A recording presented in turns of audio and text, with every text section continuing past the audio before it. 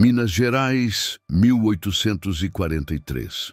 Uma jovem sinhá de 17 anos é arrastada pelos cabelos através do terreiro da fazenda, enquanto todos os escravos são obrigados a assistir. Seu pai, o temido senhor de engenho Custódio Pires de Almeida, grita para que todos ouçam: "Esta menina desonrou o nome da nossa família. E por isso, a partir de hoje, ela não é mais minha filha. Ela pertence a ele." E aponta para um escravo de cerca de 30 anos, coberto de cicatrizes, sujo de barro, com os olhos arregalados de terror e confusão. "Domingos, ela é tua agora. Faz dela o que quiseres." O silêncio que se seguiu foi tão pesado que até os pássaros pararam de cantar. Ninguém entendia o que estava acontecendo.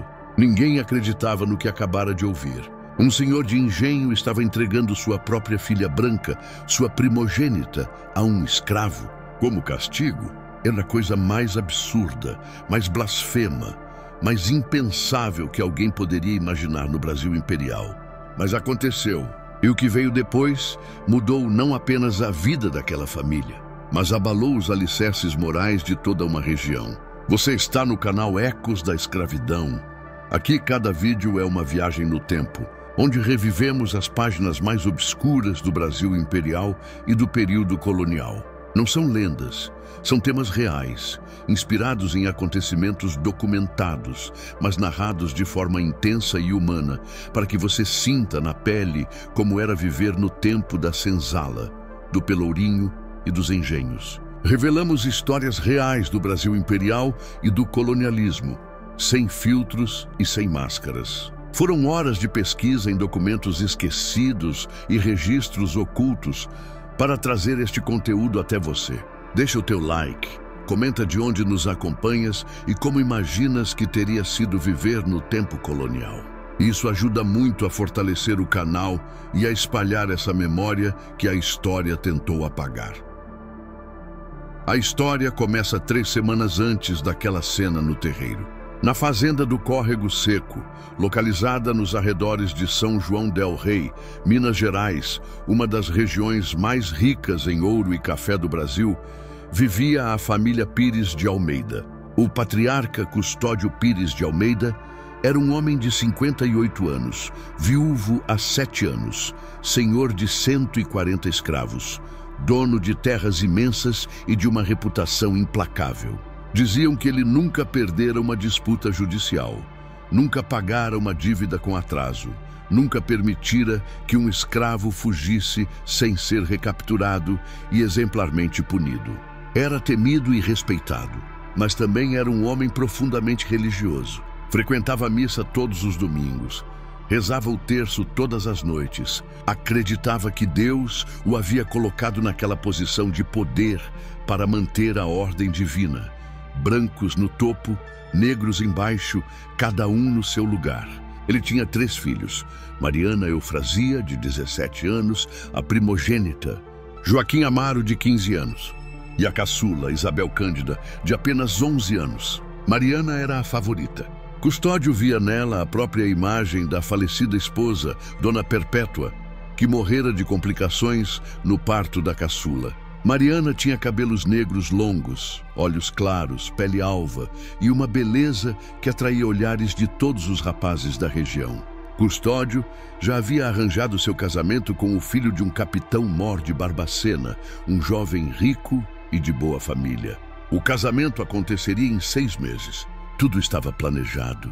Mas Mariana Eufrásia escondia um segredo tão perigoso que, se descoberto, poderia destruir tudo. Ela estava apaixonada, não pelo noivo arranjado, não por nenhum rapaz branco da sociedade. Ela estava apaixonada por Domingos. Domingos era um escravo angolano, trazido ao Brasil ainda criança, comprado pelo pai de Custódio há mais de 25 anos. Ele trabalhava na lavoura de café, carregava sacos pesados, consertava cercas, cuidava dos animais. Era forte, mas de fala mansa. Tinha cicatrizes profundas nas costas, resultado de chicotadas recebidas quando ainda era jovem e tentara fugir. Desde então nunca mais desobedecera. Era considerado um escravo modelo. Silencioso, obediente, quase invisível. mas Mariana o via. Ela sempre o vira.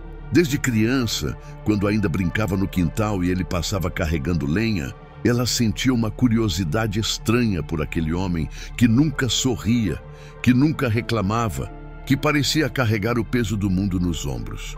Quando Mariana completou 15 anos, algo mudou. Ela começou a reparar em Domingos de outra forma, em maneira como ele se movia, a força contida em seus braços, a tristeza profunda em seus olhos. Ela começou a deixar bilhetes escondidos em lugares onde sabia que ele passaria.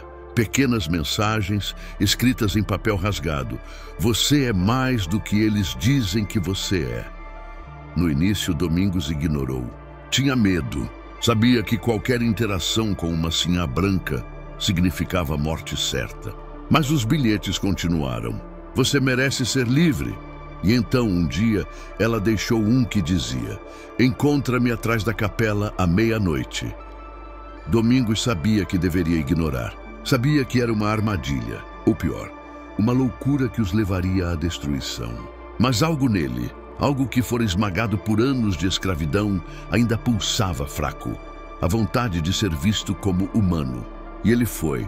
Naquela primeira noite, eles apenas conversaram. Mariana falou sobre como se sentia presa, sobre como odiava a vida que lhe fora imposta, sobre como via os escravos serem tratados e sentia culpa, vergonha, impotência.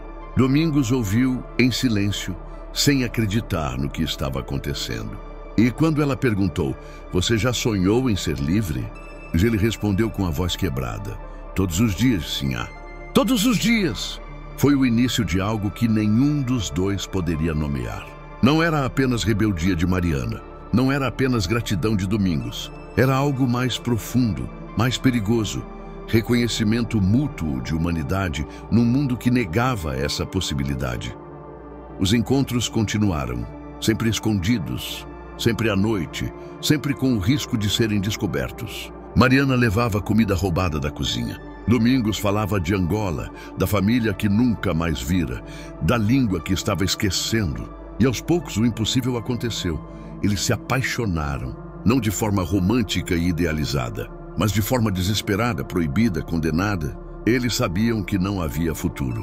Sabiam que seriam destruídos se alguém descobrisse. Mas continuaram se encontrando como quem se agarra a um pedaço de madeira no meio de um naufrágio.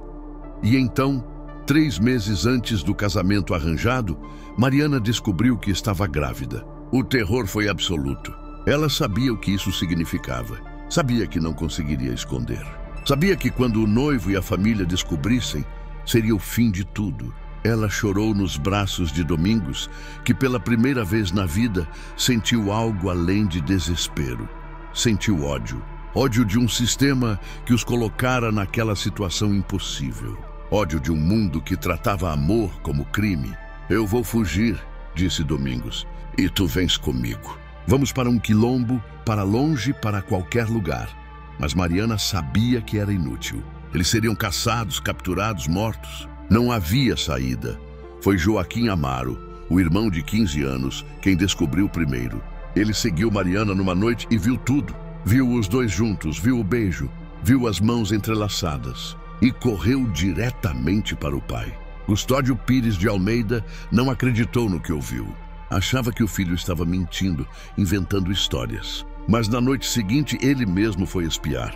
E viu sua filha, sua primogênita, sua joia preciosa, nos braços de um escravo. A raiva que tomou conta dele foi tão violenta que ele quase matou Domingos ali mesmo. Quase, mas algo o impediu. Não foi piedade, foi algo pior. O desejo de criar um castigo tão humilhante, tão devastador, que servisse de exemplo eterno. Na manhã seguinte, Custódio mandou prender Mariana em seu quarto. Trancou a porta, colocou guardas. Ela gritou, chorou, implorou, mas ele não ouviu. Passou 3 dias planejando. Consultou o padre jesuíta local, padre Inácio Camargo, um homem severo que acreditava que pecados carnais mereciam punições físicas. Ela manchou o nome da família, disse Custódio. Preciso de um castigo que a humilhe publicamente, que mostre a todos as consequências de desonrar a ordem de Deus.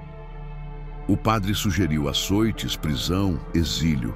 Mas Custódio teve outra ideia. Uma ideia tão perversa que até o padre hesitou. Vou entregá-la ao escravo. Publicamente, direi que ela agora pertence a ele. Que não é mais minha filha, que é propriedade dele, como ele é minha propriedade. Assim, todos verão o que acontece quando uma branca se mistura com um negro. O padre ficou em silêncio por um longo momento. Depois disse: mas Custódio, isso não é castigo. Isso é maldição.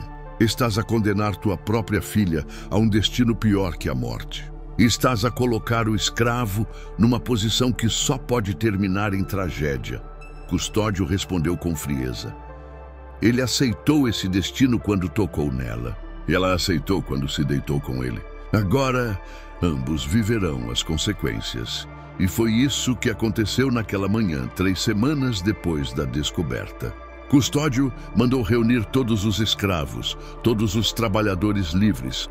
Até vizinhos foram chamados. No meio do terreiro, ele arrastou Mariana pelos cabelos, rasgou seu vestido fino, deixando-a apenas com uma camisola suja. E fez o anúncio público. Esta não é mais minha filha. Ela é agora propriedade deste escravo. Domingos, faz dela o que quiseres. Ela dormirá na senzala, comerá a mesma comida que tu, trabalhará como tu. E se tentar fugir, será açoitada como qualquer escrava fujona. Domingos estava paralisado. Não entendia o que estava acontecendo. Achava que seria morto. Achava que seria torturado. Mas isso era pior. Porque agora ele tinha que decidir o que fazer com Mariana. Se a tratasse como os outros escravos eram tratados, estaria traindo o amor que sentiam. Mas se a protegesse, estaria desafiando o Senhor e seria morto. Não havia escolha certa, apenas escolhas impossíveis. Nos primeiros dias, Mariana foi levada para a senzala. Os outros escravos não sabiam como reagir. Alguns sentiam pena, outros sentiam raiva, porque viam nela o símbolo da opressão que sofriam. Domingos tentou protegê-la como pôde. Deu-lhe seu próprio cobertor, dividiu sua comida. Mas Mariana estava em choque. Ela, que sempre dormira em cama de linho, agora dormia no chão de terra batida. Ela, que sempre comera em porcelana fina, agora comia angu azedo em cuia rachada. Ela, que sempre fora servida, agora era obrigada a trabalhar na cozinha, lavar roupas, carregar água. E o pior, estava grávida. A barriga começava a crescer, e todos sabiam de quem era aquela criança. Custódio observava tudo de longe, com satisfação cruel. Achava que estava ensinando uma lição. Achava que Mariana logo imploraria perdão, se humilharia, reconheceria seu erro. Mas algo inesperado aconteceu. Mariana não implorou. Não chorou publicamente. Ela endureceu. Nos primeiros dias, parecia quebrada. Mas aos poucos algo mudou em seus olhos. Ela começou a trabalhar com determinação. Começou a conversar com as outras escravas, a ouvir suas histórias, a entender suas dores. E percebeu algo terrível. Tudo aquilo que ela estava sentindo agora, a humilhação, a perda de dignidade, o desprezo, a violência silenciosa, era o que aquelas mulheres sentiam todos os dias, desde que nasceram. A diferença é que ela tinha sido branca por 17 anos. Elas nunca tiveram essa escolha. E Domingos estava dilacerado, porque agora, tecnicamente, Mariana era dele. Mas o que isso significava? Ele não podia protegê-la do trabalho forçado sem desafiar o Senhor. Não podia demonstrar afeto publicamente sem colocá-la em mais perigo. Então, ele fez a única coisa que podia: ensinou-a a sobreviver. Ensinou-a a carregar peso sem machucar as costas. Ensinou-a a esconder comida para os dias ruins. Ensinou-a a baixar os olhos quando Custódio passava, para evitar mais raiva. E aos poucos Mariana entendeu. Domingos não estava exercendo poder sobre ela. Ele estava compartilhando conhecimento de sobrevivência. 3 meses se passaram. A barriga de Mariana crescia. Os escravos começaram a tratá-la diferente. Não mais como sinhá caída, mas como uma deles. Ela dormia ao lado de Domingos, mas eles raramente falavam. O peso da situação era grande demais. Custódio, percebendo que sua filha não se quebrava, começou a ficar ainda mais furioso. Mandou aumentar o trabalho dela.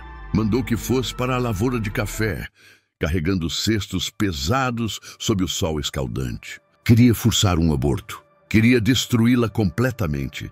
Mas foi nesse momento que aconteceu algo extraordinário. As escravas mais velhas começaram a proteger Mariana. Assumiam parte do seu trabalho.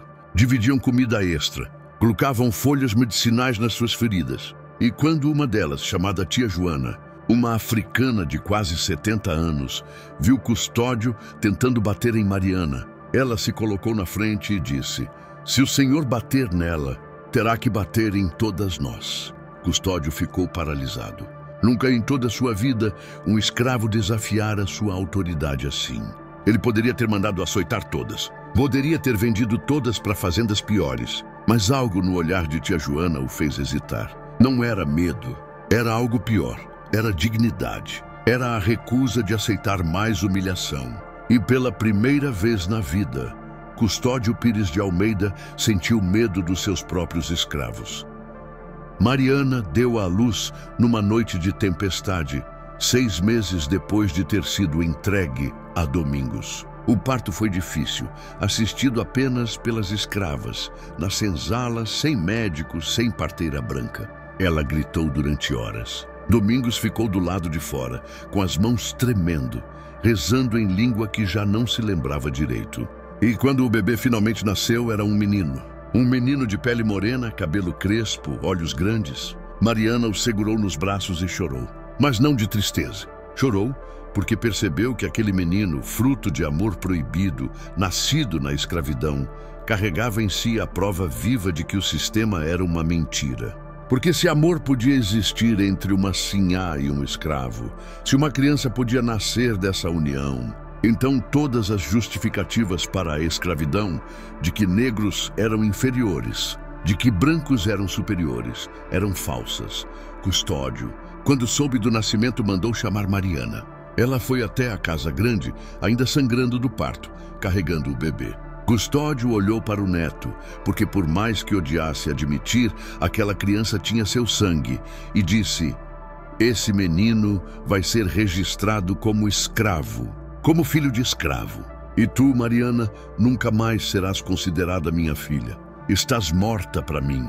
Mariana olhou nos olhos do pai e respondeu pela primeira vez em meses: "Pai, eu já estava morta para o Senhor muito antes disso. Eu estava morta quando o Senhor me vendia em casamento como gado. Eu estava morta quando o Senhor ignorava o sofrimento das pessoas que trabalham nestas terras. A diferença é que agora eu escolhi viver. E vou viver com Domingos, com meu filho, e com a verdade de que o amor é mais forte que o ódio do Senhor." Custódio ficou em choque. Esperava súplicas. Esperava arrependimento. Mas o que viu foi algo pior: libertação. Mariana não estava mais presa. Ela escolhera seu lado. Isso destruía completamente o castigo que ele planejara. Furioso, ele ordenou: "Sai da minha frente e nunca mais voltes a esta casa." Mariana saiu, voltou para a senzala e nunca mais falou com o pai. Os anos seguintes foram de transformação silenciosa. Mariana, agora vivendo como escrava de fato, começou a ensinar as outras escravas a ler. Em segredo, usando carvão e pedaços de madeira, ela ensinava letras, palavras, frases. Domingos, que sempre fora visto como submisso, começou a organizar pequenos atos de resistência. Trabalho mais lento, ferramentas perdidas, informações passadas para escravos fugitivos. Nada grande o suficiente para ser notado, mas suficiente para plantar sementes. Custódio, por sua vez, começou a definhar. Não fisicamente, mas espiritualmente. Ele se isolou. Parou de ir à missa. Parou de falar com os filhos mais novos. Passava dias inteiros trancado no escritório, bebendo, olhando para o retrato da falecida esposa, se perguntando onde errara. E a resposta era simples: ele errara ao acreditar que poder e crueldade eram sinônimos de justiça. Errara ao tratar seres humanos como propriedade. Errara ao tentar destruir a própria filha para proteger seu orgulho. 10 anos depois, em 1853, Custódio morreu, sozinho, amargo, sem ter feito as pazes com Mariana. Em seu testamento libertou todos os escravos, não por bondade, mas porque percebera tarde demais que escravidão não era ordem divina. Era apenas crueldade humana disfarçada de lei. Mariana, Domingos e o filho, agora com 10 anos, foram libertos. Receberam uma pequena porção de terra longe da fazenda e construíram uma vida simples, mas digna. Mariana nunca voltou a usar o sobrenome Pires de Almeida. Adotou o nome de Domingos e criou o filho, ensinando que o maior ato de coragem não é obedecer, mas escolher amar apesar do ódio. A história de Mariana, Eufrásia e Domingos foi esquecida pela história oficial. Não há monumentos, não há placas, mas nos registros paroquiais de São João del Rei, ainda existe uma anotação curiosa de 1853. Mariana, ex-escrava, e Domingos, liberto, casaram-se perante Deus. Testemunhas, toda a comunidade de ex-escravos da fazenda do Córrego Seco. O padre que escreveu aquilo sabia que estava registrando algo impossível. Uma sinhá que escolheu a senzala, e um escravo que, ao invés de exercer poder sobre ela, escolheu protegê-la. E aqui está a pergunta que esta história nos deixa: o que é castigo e o que é libertação? Custódio acreditava que estava castigando a filha ao entregá-la a um escravo, mas, na verdade, libertou-a das correntes invisíveis da hipocrisia social. Ele acreditava que estava humilhando Domingos ao dar-lhe propriedade de uma branca, mas, na verdade, deu-lhe a chance de provar que humanidade não depende de cor de pele. O verdadeiro castigado foi o próprio Custódio, que morreu prisioneiro do seu próprio ódio. Quantos custódios ainda existem hoje? Quantas pessoas ainda acreditam que amor entre diferentes é transgressão? Quantos pais ainda tentam controlar os filhos com ameaças, castigos, humilhação pública? E quantos Domingos e Marianas existem resistindo silenciosamente, amando apesar do ódio, construindo dignidade em meio à ruína? A resposta está em cada um de nós, porque essa história não é do passado, é do presente. É sobre todas as vezes que escolhemos amor ao invés de ódio.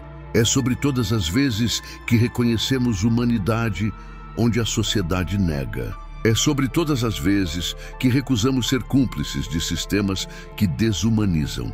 Compartilha essa história para inspirar mais pessoas a fazerem a diferença.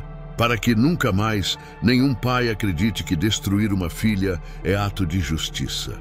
Para que nunca mais o amor seja tratado como crime. Para que nunca mais a cor da pele determine o valor de um ser humano. Deixa o teu comentário. O que farias se fosses Mariana? E o que farias se fosses Domingos? As respostas revelam muito sobre quem somos e sobre o Brasil que ainda estamos a construir. Se você chegou até aqui e gostou do conteúdo, não esqueça de deixar o seu like e comentar de onde está assistindo. Agora me diga, se você fosse o personagem principal desta história, o que faria naquela época? Sua opinião é muito importante. Inscreva-se no canal para fortalecer nosso trabalho e ajudar a trazer mais histórias como essa. Compartilhe com quem também gosta de histórias do tempo imperiale, histórias que fazem pensar.